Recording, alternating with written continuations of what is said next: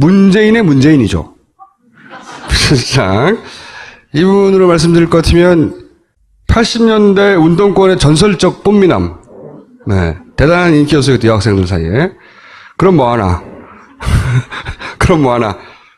지난 총선 때 당내 경선에서 똑 떨어졌죠.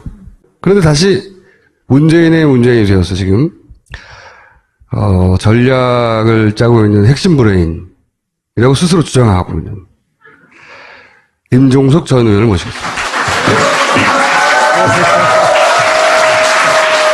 이게 탄핵 때, 노무현 대통령 탄핵 국회에서 의결될 당시에 끌려나가는 장면, 이렇게 변했어요. 자, 이제 예쁜 거 걸어놓고. 자, 오늘 모신 이유는 뭐냐면 각 캠프에 현재 당면하고 있는 고민거리가 뭐냐, 현재 문제점들이 뭐냐, 이걸 신속하게 들어보려고 하는 거거든요. 서울시 정무부시장까지 하셨죠? 예. 박원순 시장 때 하셨잖아요. 네. 박원순 시장한테 좀 빚진 거 없습니까? 박원순 시장님한테 제가 질문을 마저 하면 경선 딱 시작할 때 박원순 시장도 막 뛰고 있을 때 왜 문재인 캠프 쪽으로 가셨죠? 저도 똑같은 시민의 한 사람이기도 한데요. 가장 확실한 정권 교체의 길을 가고 싶었습니다. 그만큼 저한테도 정권 교체는 모든 국민한테 그렇듯이 절절했고요. 여전히 박원순 시장님 존경하고 가깝습니다. 함께 하게 될 겁니다. 문재인 후보 개인적인 인연이 있다거나 뭐 어느 순간에 가야 되겠다 결정한 게 있다 뭐 계기가 있어요? 저는 사실은 조금 이번에 정권 교체와 함께 좀 가슴 떨리게 보고 있는 것은 후보는 지금 그걸 전국적으로 지지받는 대통령이 되고 싶다고 얘기하시잖아요. 실제로 정치 지형이 87년 6월 항쟁 이전으로 회복되고 있다고 저는 생각합니다. 문재인 후보가 단순히 본인이 정권 교체를 하는 것뿐만 아니라 첫 차가 되겠다. 2호, 3호, 4호 차가 계속 나와져서 한국 사회 이 오랜 적폐들을 청산해가고 새로운 대한민국으로 가는 시작이었으면 좋겠다 하고 이야기하잖아요. 저는 이번이 정권 교체와 함께 전국적으로 정치 지형을 바꾸는 그런 어떤 변곡점을 우리가 지나고 있다 이렇게 생각합니다. 그래서 꼭 그렇게 만들고 싶고 국민들이 이미 그런 흐름을 잡아주셨는데 안 놓치고 꼭 과거에는 우리가 기울어진 운동장이라고 늘 이야기해왔잖아요. 이제는 거꾸로 민주개혁 진영이 더 우세한 이런 지형이 유지되면서 오랜 한국 사회의 적폐들을 하나씩 하나씩 되잡아가고 이제는 좀 정방향으로 갈 수 있도록 그렇게 노력하겠습니다. 사람은 어때요? 보시기에? 답답하죠? 보이는 그대로입니다. 더도 덜도 말고 저는 문재인 후보의 제일 강점은 진실한 거라고 생각해요. 진실한 거고 조금은 답답해 보이지만은 또 문재인 후보의 그런 면이 사람들로 하여금 신뢰를 주는 가장 큰 장점이고 먼 길을 함께 갈 만한 이런 사람 아닌가 이렇게 생각합니다. 잔대가리 안 쓴다? 잔머리 잘 안 쓰시죠? 못 쓰세요? 예. 잔머리가 없어요. 좀 있어야 되는데. 답답한 건 저희가 잘 기민한 참모들이 잘 메우도록 하겠습니다. 일단 현재 상황이 어떻게 되냐면 민주당 경선이 본선이다 그랬었어요. 근데 경선 끝나자마자 안철수 후보가 나 여기 있어! 하고 막 치고 올라오고 있는 상황이고 경선 때는 당내에 있었던 여러 가지 어떤 불협화음들을 바라보며 지지자들이 불안해했는데 본선이 시작되니까 그런 건 이제 한가한 걱정이에요.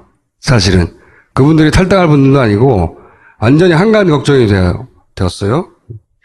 이게 이제 이 바람이 내일신문의 디오피니언에 한 여론조사 업체 에서 1:1 구도 여론조사 발표되면서 시작됐죠. 그리고 그 이후에 쭉 여러 가지 여론조사 나왔고 표본에 문제가 있다, 뭐 조사 방식에 문제가 있다 이런 얘기들이 있어요 분명히. 그리고 그건 사실이고. 근데 동시에 보수 매체들이 혼연일체가 돼서 안철수 후보를 미는 것도 사실이긴 한데, 근데 이제 실제 여론으로 연결됐다 이거죠. 이미 기정사실이 됐어요. 이제 궁금한 것이 이 현상을 문재인 캠프에서는 어떻게 바라보느냐, 일단 이게 궁금합니다. 아니, 안철수 후보가 확 치고 올라와서 뭐 양자구도 내부터 시작해서 이 현상을 어떻게 바라보고 분석하고 있느냐, 사실 이제 양자 구도로 여론조사를 하는 거는 조금, 지나친 상상에 의한 거기 때문에 저희들은 그거를 뭐 중요하게 생각하지는 않는데, 어쨌든 안철수 의원이 많이 달라졌죠. 네, 많이 달라지고, 또 실제로, 많이 관심 속으로 들어오고, 또 지지율도 많이 올라온 것은 사실로 받아들이고 있습니다. 비슷한 수치의 여론조사가 몇 개 더 나올 거예요. 계속 나올 거죠. 이게 이제 근데 그거는 어떻게 보면 당연스러운 게 문재인과 문재인 싫은 사람 이렇게 갈리는 거잖아요. 그러니까 아마 안철수 후보의 고민은 지금부터 아닐까 싶어요. 여러 가지로. 우선은, 문재인 후보가 앞에서 찬바람 된설이 다 맞는 동안 어찌 보면 검증의 좀 무풍지대 그늘에 있었는데 아마 본격적인 안철수 후보에 대한 검증도 이제 시작됐다고 봐야 하고 또 뭐 여론조사가 여러 가지가 있지만 가장 최근 여론조사를 보니까 다자구도에서도 문재인 안철수의 합이 한 75 이렇게 나와요. 네. 뭐 3자로 줄여보면 80을 넘게 나오더라고요. 네. 그러면 둘이 다 해먹고 있다, 이거죠. 문재인의 한 40%는 뭐 대체로 언론에 알려진 것처럼 굉장히 순도가 높은 40%라면 안철수의 35는 뭐가 합해진 걸까? 또 보수층 후보들이 합이 15가 안 나오는데 그러면 보수 정치권이 지리멸렬한 건 그렇다 치고 견고하게 보수를 지지하는 지지층들은 지금 어디가 있는 건지 그래서 안철수 후보 지지에 이게 함께 담겨 있지 않습니까? 그렇죠. 적어도 50, 60% 정도는 그런 지지가 담겨 있다고 봐야 안철수 되는데 후보 지지율 중에 절반 정도는 보수표다. 절반이 좀 넘을 걸로 보여요. 적어도 수치상으로 이렇게 네. 더하기 빼기를 해보면 그렇게 분석된다. 그러면 이제 굉장히 안철수 후보의 앞으로의 정책, 메시지, 행보 이제 다 고민이겠죠. 구체적으로 어떻게 고민이 될 거라고 보세요? 모래 위에 집을 지었는데 이게 넓다 그거죠? 뭐 아마 어디를 방문할 때 어디까지 할 거냐, 정책을 낼 때 어디까지 주장할 거냐. 예를 뭐 들어 다- 사드 문제일 때 별로 안 어려울 것 같은데요. 어제 국립묘지 간 거 보니까 문재인의 반대 방향으로만 가면 되는데. 좀 더 구체적으로 얘기해 주세요. 예를 들어서 이게 물론 이게 전략의 노출이어서 뭐 말할 수 없는 한 가지 예를 부분을- 들어볼게요. 네, 구체적으로. 얼마 전에 이제 뭐 다시 해명하긴 했지만 박근혜 전 대통령에 대한 사면 문제에 대해서 기자 질문하니까 뭐 위원회를 만들어서 네. 검토할 문제다고 했는데 그 기자 질문의 뉘앙스는 검토할 사안이라는 게 분명히 뉘앙스였거든요. 그 뒤에 물론 해명은 다시 남발해서는 안 된다는 취지로 한 이야기다 네. 했지만 아마 이 질문을 또 하면 저는 앞으로 안철수 의원이 어떤 언어 단어들을 선택할지 굉장히 조심스럽고 어려울 거예요. 원론적인 얘기를 하겠죠, 원론이. 근데 이제 그 말에 현충원을 가면 방문을 전직 대통령 묘소들 어디까지 방문할지도 고민일 거고 또 과거에 이제 민주당 대표하면서도 늘 이 정체성 문제 5.18이나 4.19나 또는 뭐 6.15나 이런 문제에 대한 입장 문제에 있어서 자꾸 이 검증을 받은 바가 있었는데 이런 질문을 다시 들이밀 때도 굉장히 난처할 거예요. 아마 안철수 의원이 제일 어려운 질문 이런 거 아닐까요? 문재인 후보는 정권 교체를 하면 국민의당과 안철수 후보는 함께 국정 운영해야 될 파트너다 하고 분명하게 얘기했어요.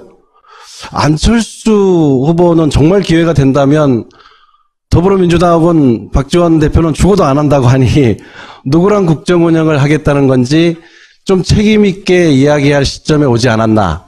안철수 후보도 이제는 본격적으로 머리가 아프지 않을까요? 호남의 진보적 표심도 잡아야 되는데 그렇다고 자신의 지지율을 구성하고 있는 그 보수 표심도 잡아야 되니까 그게 갈라지는 지점에 질문을 하거나 갈라지는 지점에 의문을 던질 때 어떻게 대응하느냐 딜레마일 것이다. 아마 자유한국당 후보나 바른정당 후보들이 또 묻겠죠. 왜냐하면 본인들이 흡수해야 될 지지층을 지금 일시적으로 안철수 후보가 담고 있다고 보기 때문에 이미 공격을 시작하는 것 같은데요. 그건 또한 그쪽 후보들이 마땅히 해야 될 검증이겠죠. 짧은 시간 내에 보통 인터뷰나 토론회가 진행되기 때문에 약간 전략적 모호성을 유지하고 살짝 넘어가면 그 전략적 모호성을 파헤쳐야 되겠다는 생각보다는 일단 문재인에 대한 공포가 보수 표심을 글로 움직이게 한 거란 말이죠. 그 정도 스킬은 있지 않겠는가, 국민의당에서도. 근데 요즘은 정치가 그렇게 잘 안 되더라고요. 워낙 요즘엔 유권자들이 정치인의 숨결까지 느낀다. 저는 그렇게 생각해요. 실제로 하지 않은 말까지 다 읽어내고 정확하게 분석하고, 요즘 아마 가장 불필요해진 직업 중에 하나가 정치평론가 아닐까. 예. 기자들도 그래요. 기자들도 사실은 굉장히 곤혹스러울 거예요. 왜냐하면 저도 정말로 어떤 정치인이 뭘 발표했을 때 숨은 뜻까지 보려면 네티즌들이 쓴 걸 한 30분 봅니다. 훨씬 정확하거든요. 예. 근데 이런 거 있어요. 또. 숨기기 쉽지 않을 겁니다. 근데 안철수 후보는 소위 적폐의 프레임으로 상대할 수 없는 까다로운 상대예요. 실제. 그러니까 본격적인 대선에 가면 안철수 쪽에서는 그 화살을 쏘아오겠지만 문재인 쪽에서는 되돌려줄 화살이 그렇게 넉넉하지 않다. 그런 문재인 후보의 딜레마도 있잖아요. 왜냐하면 강하게 되돌릴수록 양자구도를 만드는 딜레마가 또 있어서, 그렇죠? 실제 양자구도 아닌데도 정서적 양자구도로 만들어서 표가 글로 쏠리게 하는 게 있잖아요. 아, 역시 문재인을 상대할 사람은 안철수밖에 없구나, 이렇게. 그 딜레마는 어떻게 하냐고. 우선은 문재인 후보 캠프가 안철수 후보나 국민의당을 뭐 적대시하고 공격하지는 않을 겁니다. 앞으로도? 저는 지금까지도 그랬고 앞으로도 그럴 겁니다. 이미 문재인 후보는 뭐 숱한 문모닝, 문나잇 엄청 공격을 받으면서 그건 흔들리지 않고 왔거든요. 그래서 확실한 정권 교체를 이루겠다. 그리고 야권과 함께 국정 운영을 해가겠다 하는 것은 거듭해서 밝힌 거기 때문에. 문재인 후보의 구상에는 그러면 내년 지선 정도면은 만약에 민주당이 그 대선을 승리하면 결국은 한 1년에 걸쳐서 국민의당과 통합이 될 것이다, 이렇게 생각하는 건가요? 지금 뭐 그렇게 이야기하기는 지금 그렇게 말할 수 없지만. 곤란하겠지만은 예. 대선 결과에 따라서 지금의 어떤 비정상적인 어떤 정당 구조는 한번 재편이 될 거라고 생각합니다. 뭐 자유한국당과 바른당도 싸우는 건 결국 영원히 떨어지고 싶어서 이러는 게 아니거든요. 바른정당이 더 높은 지지율을 가져서 내년 지선에는 바른정당 중심으로 재편되길 원하는 것이고, 자유한국당이야 당연히 자유한국당 중심으로 재편되길 원하는. 근데 이제 국민의당과 민주당도 사실은 뿌리가 같아서 지선 때가 좀 그렇게 되지 않겠냐. 좀만 길게 생각해보면 그런 전망은 가능하죠. 둘이 자유한국당과 바른당이 그렇게 싸우듯이 여기도 그렇게 싸우고 있는 건데, 여기는 강한 후보가 둘이 있는 거죠. 그래서 적처럼 보이는 게 있어요. 캠프에서 보시기에 잠재적으로 가장 강력한 경쟁자는 안철수입니까? 유승민입니까? 홍준표입니까? 최근에 이제 몇 여론조사 때문에 저희도 긴장하고 또 문재인 후보를 통해서 확실하게 정권 교체를 하겠다 하는 지지자분들도 굉장히 당황스럽기도 하고 고민도 커졌을 거라고 생각해요.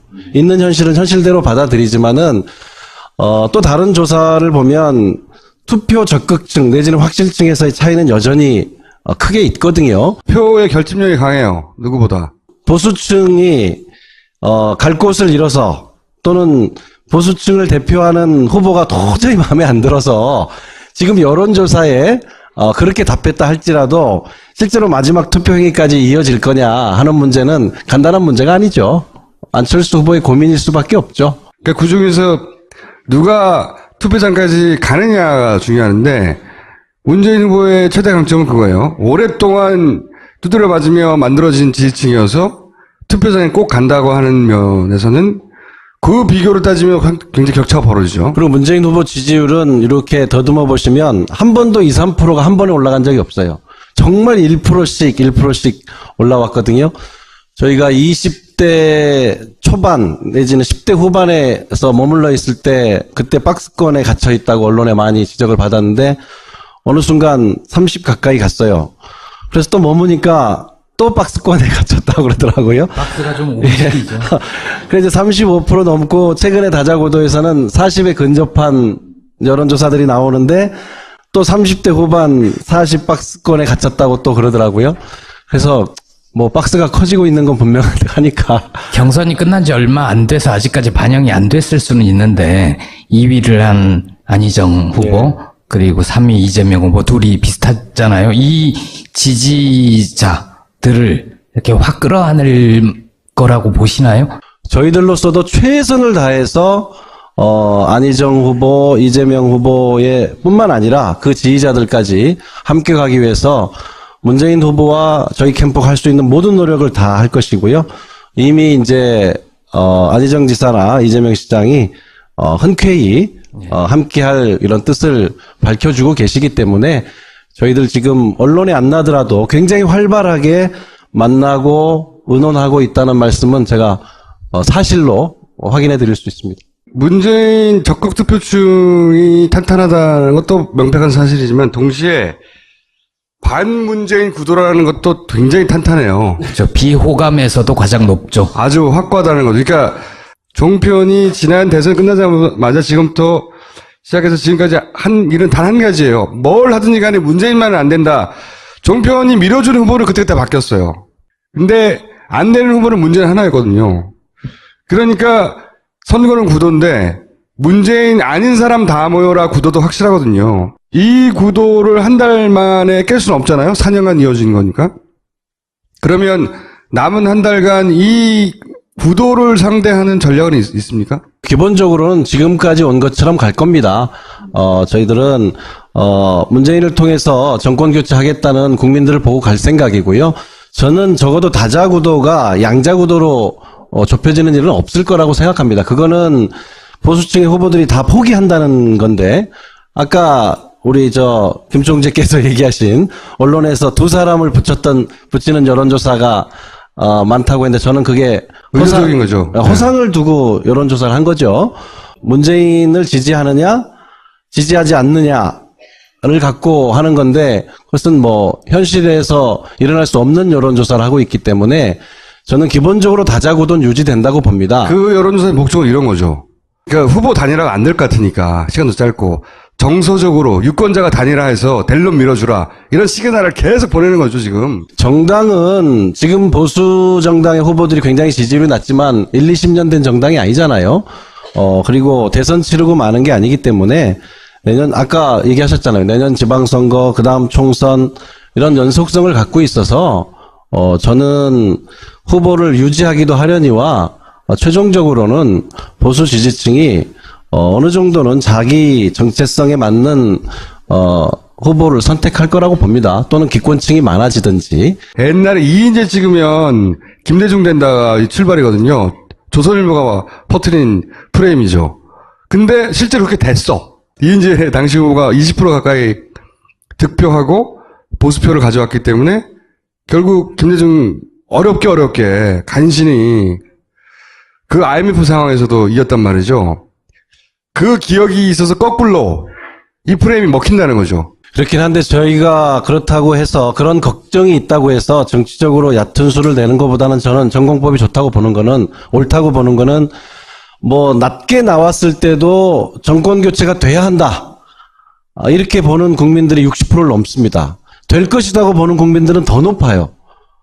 그래서 우리가 그것을 보고 가야지 여기서 정치적인 수를 내려고 하는 것은 오히려 핵심 이 지지층을 잃게 될 거다. 기본 전략대로 그냥 간다. 네. 네. 다만 저희가 지금 요번 주 다음 주 최선을 다해야 할 것은 함께 경쟁했던 후보들 또 그 지지자들과 흔쾌하게 함께 갈 수 있는 문재인 후보가 이야기하는 것처럼 완전한 한 팀이 되는 것을 정성에 또 정성을 들이려고 합니다. 근데 지금 말씀하신 거로는 다자구도가 지속될 것이다라는 건 정말 좀 앞으로 다른 변수들이 없었으면 한다라는 바람이 섞여 있는 거 아닌가요? 그렇죠. 후보는 사자구도 이상이 유지되는데 네. 보수층이 자기 층을 대표하는 후보는 도저히 안 될 것 같으니까 유권자가 몰아서 그렇게 만들려고 지금 하는 거죠. 반문재인 선택을 한다. 하게 만들려고 노력하고 있고 그 결과가 지금 안철수 후보의 지지율 상승으로 나타난 거죠. 저는 안철수 후보 지지자들 중에도 상당수는 정권 교체 때문에 안철수 후보를 지지하는 분들이 분명히 그게 안철수 후보의 고유의 표죠. 원래 안철수 고유의 예. 표죠. 예. 예. 그런데 그렇게 될 땐 아까 같은 우리 김어준 총재가 얘기하는 상황이 되면 그분들이 굉장히 고민하겠죠. 이것이 정권 교체인가 하는 고민을 근본적으로 하지 막판에 가서 할 않겠어요? 것이다. 이제 문재인 공포로 인해 줄 곳을 몰라 하던 표들이 홍준표로 달려갈 때 그런 가능성이 높지는 않다고 생각해요. 근데 달려갈 때 안철수는 결국은 범민주계야? 예를 들어서 나중에 민주당과 국민의당이 합당하면 내가 민주당 찍어준 거 아니야? 결국은 이런 생각할 수 있거든요. 굉장히 이상한 현상인 거죠. 지금 비정상적인 상황이에요. 보수의 대구가 다 몰려와서 결국은 민주당을 찍어주는, 근데 그걸 깨닫게 될 수도 있거든요. 한 달이면. 그럴 때 홍준표한테 만약에 간다고 쳐요. 홍준표는 그걸 원하죠. 나를 중심으로 모여라고 막. 근데 지금 보수 매체들은 안 도와주고 있죠. 안 될 것 같으니까. 근데 어제 손석희 사장에게 말도 안 되는 태도를 보이는 건 진보 진영에는 미친 걸로 보이지만 일부러 그런 거예요. 저도 방송에서 말을 저렇게 막 할 수 있으면 참 좋겠네요. 홍준표 후보가 보수 매체가 안 도와주는 가운데서도 혼자 힘으로 포탈을 장악했잖아. 다 봤어, 전 국민이. 그걸 보고 미쳤다고 생각도 하겠지만, 이야, 대단하네. 이렇게 생각하는 사람이 저쪽에는 있어요. 만약에 그 일은 방어하는 표가 홍준표한테 갈 때 그게 진짜 위기다. 진정한. 저는 그렇게 생각하는데, 가능성은 낮다. 하지만, 그럴 때는 이쪽 진영은 표를 갈라먹고 저쪽은 뭉치게 되는 거죠. 경선의 전략과 본선의 전략은 좀 다르잖아요. 네. 근데 경선에서 참 너무나 많은 힘을 쏟은 거 아닌가 싶을 정도로 굳이 저렇게까지 해야 되나 싶을 정도로 힘을 많이 쏟으셨어요. 경선과 다른 본선에서 문재인 후보는 이걸 보여주겠다. 뭐 공개할 수 있는 전략이 있나요? 뭐 꼭 1차에 끝내야 되겠다 하고 이를 악문 게 아니고 선거 일정 자체가 예측하지 못하게 당겨지면서 저희가 예선과 본선을 한 번에 보고 가는 것이 옳다. 그것이 더 책임 있는 태도다. 예선 때는 예선에 충실하고 본선에 가서 공약을 발표하고 하는 일반적인 선거운동 방법은 오히려 예의가 아니겠다. 지금 일반적인 선거라면 12월 말 기준이라면 지금 11월 들어서 있는 거 아니겠어요? 예, 보통 그때쯤은 거의 변수가 없다고 얘기할 정도 시점이고, 소위 정책이라는 게 전혀 먹히지 않는, 흔히 이제 그런 시점인데, 저희들이 그래서 예선과 본선을 한 판으로 보고, 일찍부터 책임있게 정책을 발표하고, 좀 함께 할 수 있는 사람들의, 정권교체에 함께 가야 한다는 사람들을 함께 모으기 위해서 최선을 다하는 과정이, 우리 김보엽 기자님 얘기한 것처럼 그렇게 비쳤을 수는 있어요. 다시 홍준표 얘기를 하면 이 반문재인 구도에 올라타면 누구든 급상승하는 거예요. 지금은 이걸 홍준표가 타는 게 제일 무서운 상황이라는 거죠. 안 타게 만들어야 돼요. 이 안철수 후보가 생각 없이 한 달 전만 해도 한 자리 숫자예요. 지지세가 30% 갑자기 급증했잖아요. 이 30%가 갑자기 홍준표한테 다 갈 수는 없지만 얹히기 시작하는 순간 홍준표가 되나? 그러면 전통적인 홍준표 후보가 맨날 얘기하는 전통적인 이 구도가 형성되는 거거든요. 그렇게 안 되길 바라야 하고 그렇게 만들면 안 된다. 안철수 후보가 고민일 수밖에 없다는 것이 말이 튼튼하든 아니면 부족하든 간에 부실하든 간에 한 방향으로 가는 한 마리 말을 타고 있으면 좋은데 다른 방향으로 달아나려는 두 마리 말을 한 번에 타고 있단 말이에요. 그게 딜레마죠. 딜레마죠. 네. 네. 이제 국민들이 이제 또 생각할 거 아닙니까? 여러 가지 변수들이 지금 이제 지나갔고요. 진짜 방정식이 복잡해 이번에는. 또 새로운 변수를 맞이했는데 안철수 후보에 대해서 이질적인 지지층이 섞여서 새로운 현상이 일어났는데 이것을 보면서 이제 국민들이 이 후보 등록 전까지 정말 다시 차분하게 고민하는 한 열흘이 되지 않을까. 여하간 문재인 후보의 강점과 그리고 이 너무 문재인 후보를 중심으로 딱 갈라져서 이쪽으로 넘어오기 힘든 그 이 구도라는 약점을 동시에 안고 있는 여기 문재인 후보의 딜레마도 있는 거죠. 이쪽을 안 넘어와. 그러니까 민주당을 지지하고 심지어는 민주당의 그 후보였던 안희정을 지지했지만 안희정 후보가 안 되니까 절로 가버리는 거잖아요. 이 문재인 지지자들에게 한마디 하고 싶은 말씀 있으면 하시고, 캠프에서 불안해하지 말라든 아니면 불안해하라든, 불안해하니까 불안하니까 결집할 수도 있으니까 하시고 물러가 주세요. 정권 교체가 돼야 한다. 제일 최근 여론조사 63%까지 나온 걸 제가 확인했는데 될 것이다 하는 국민들은 더 높아요. 지금 이 국민들이 저는 문재인을 말로 선택했다고 생각합니다. 문재인 후보가 그 국민들을 선택한 것이 아니고 그 국민들의 이 염원이 문재인을 말로 택했다고 생각하는데요. 다른 생각 없이 그 국민들만 믿고 최선을 다하겠습니다. 그리고 정권 교체 함께 가야 할 세력이라면 서슴없이 손을 내밀어서 포용과 통합 행보를 통해서 조금 더 안심이 되는 이런 하루하루가 될 수 있도록 최선을 다하겠습니다. 우선 이번 주, 다음 주까지 함께했던 경쟁 후보들, 지지자들 정말 일체된 한 몸이 될 수 있도록 최선을 다하겠습니다. 들이멸렬한 건 그렇다 치고 견고하게 보수를 지지하는 지지층들은 지금 어디가 있는 건지 그래서 안철수 후보 지지에 이게 함께 담겨 있지 않습니까? 적어도 50, 60% 정도는 그런 지지가 담겨 있다고 봐야 안철수 되는데 후보 지지율 중에 절반 정도는 보수표다. 절반이 좀 넘을 걸로 보여요. 적어도 수치상으로 이렇게 네. 더하기 빼기를 해보면 그렇게 분석된다. 그러면 이제 굉장히 안철수 후보의 앞으로의 정책, 메시지, 행보 이제 다 고민이겠죠. 구체적으로 어떻게 고민이 될 거라고 보세요? 모래 위에 집을 지었는데 이게 넓다 그거죠? 뭐 아마 어디를 방문할 때 어디까지 할 거냐, 정책을 낼 때 어디까지 주장할 거냐. 예를 들어 사드 문제일 때 별로 안 어려울 것 같은데요. 어제 국립뉴스 간 거 보니까 문재인의 반대 방향으로만 가면 되는데. 좀 더 구체적으로 얘기해 주세요. 예를 들어서 물론 이게 전략의 노출이어서 뭐 말할 수 없는 한 가지 예를 부분을- 들어볼게요. 네, 구체적으로. 얼마 전에 이제 뭐 다시 해명하긴 했지만 박근혜 전 대통령에 대한 사면 문제에 대해서 기자 질문하니까 뭐 위원회를 만들어서 네. 검토할 문제다고 했는데 그 기자 질문의 뉘앙스는 검토할 사안이라는 게 분명히 뉘앙스였거든요.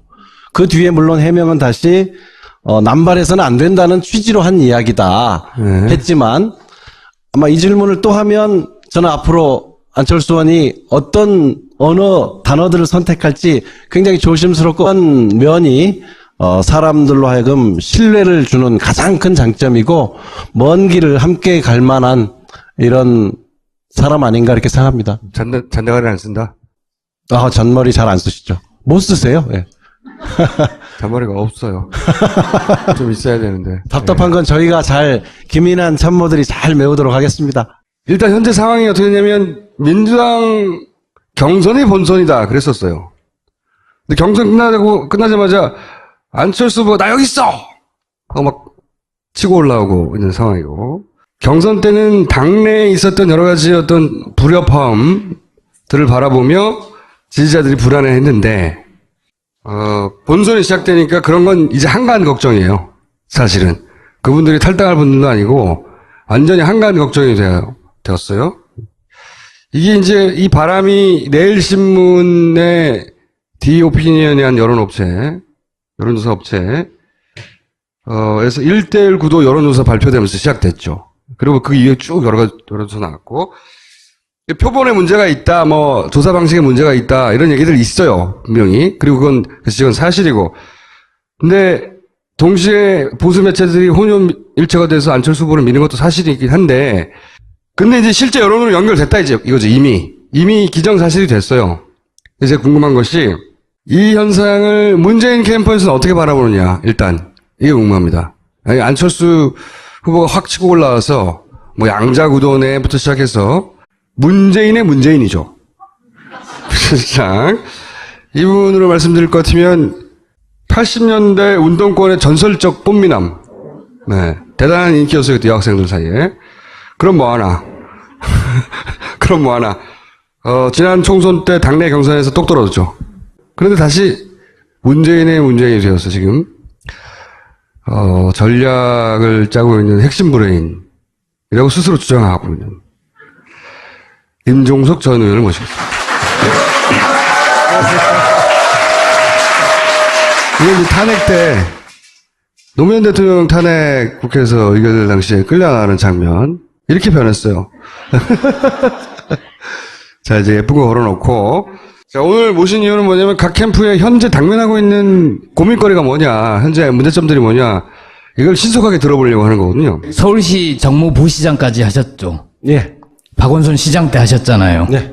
박원순 시장한테 좀 빚진 거 없습니까? 박원순 시장님한테 제가 질문을 마저 하면 경선 딱 시작할 때 박원순 시장도 막 뛰고 있을 때 왜 문재인 캠프 쪽으로 가셨죠? 저도 똑같은 시민의 한 사람이기도 한데요. 가장 확실한 정권 교체의 길을 가고 싶었습니다. 그만큼 저한테도 정권 교체는 모든 국민한테 그렇듯이 절절했고요. 여전히 박원순 시장님 존경하고 가깝습니다. 함께 하게 될 겁니다.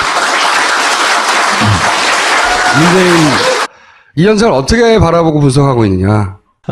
사실 이제 양자구도로 여론조사를 하는 거는 조금, 지나친 상상에 의한 거기 때문에 저희들은 그거를 뭐 중요하게 생각하지는 않는데, 어쨌든 안철수 의원이 많이 달라졌죠. 네, 많이 달라지고, 또 실제로, 많이 관심 속으로 들어오고, 또 지지율도 많이 올라온 것은 사실로 받아들이고 있습니다. 비슷한 수치의 여론조사가 몇 개 더 나올 거예요. 계속 나올 거죠. 이게 이제 근데 그거는 어떻게 보면 당연스러운 게 문재인과 문재인 싫은 사람 이렇게 갈리는 거잖아요. 그러니까 아마 안철수 후보의 고민은 지금부터 아닐까 싶어요.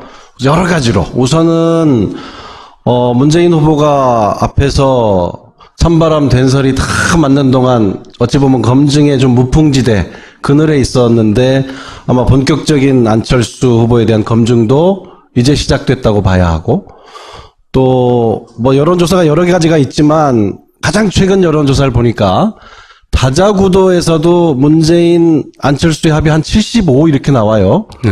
뭐 3자로 줄여보면 80을 넘게 나오더라고요. 네. 그러면 둘이 다 해먹고 있다 이거죠. 문재인의 한 40%는 뭐 대체로 언론에 알려진 것처럼 굉장히 순도가 높은 40%라면 안철수의 35는 뭐가 합해진 걸까? 또 보수층 후보들이 합이 15가 안 나오는데 그러면 보수 정치권이 후보 개인적인 인연이 있다거나 뭐 어느 순간에 가야 되겠다 결정한 게 있다 뭐 계기가 있어요? 저는 사실은 조금 이번에 정권 교체와 함께 좀 가슴 떨리게 보고 있는 것은 후보는 지금 그걸 전국적으로 지지받는 대통령이 되고 싶다고 얘기하시잖아요. 실제로 정치 지형이 87년 6월 항쟁 이전으로 회복되고 있다고 저는 생각합니다. 문재인 후보가 단순히 본인이 정권 교체를 하는 것뿐만 아니라 첫 차가 되겠다. 2호, 3호, 4호 차가 계속 나와져서 한국 사회 이 오랜 적폐들을 청산해 가고 새로운 대한민국으로 가는 시작이었으면 좋겠다 하고 이야기하잖아요. 저는 이번이 정권 교체와 함께 전국적으로 정치 지형을 바꾸는 그런 어떤 변곡점을 우리가 지나고 있다 이렇게 생각합니다. 그래서 꼭 그렇게 만들고 싶고 국민들이 이미 그런 흐름을 잡아주셨는데 안 놓치고 꼭 과거에는 우리가 기울어진 운동장이라고 늘 이야기해왔잖아요. 이제는 거꾸로 민주개혁 진영이 더 우세한 이런 지형이 유지되면서 오랜 한국 사회의 적폐들을 하나씩 되잡아가고 이제는 좀 정방향으로 갈 수 있도록 그렇게 노력하겠습니다. 사람은 어때요? 보시기에? 답답하죠? 보이는 그대로입니다. 더도 덜도 말고 저는 문재인 후보의 제일 강점은 진실한 거라고 생각해요. 진실한 거고 조금은 답답해 보이지만은 또 문재인 후보의 그런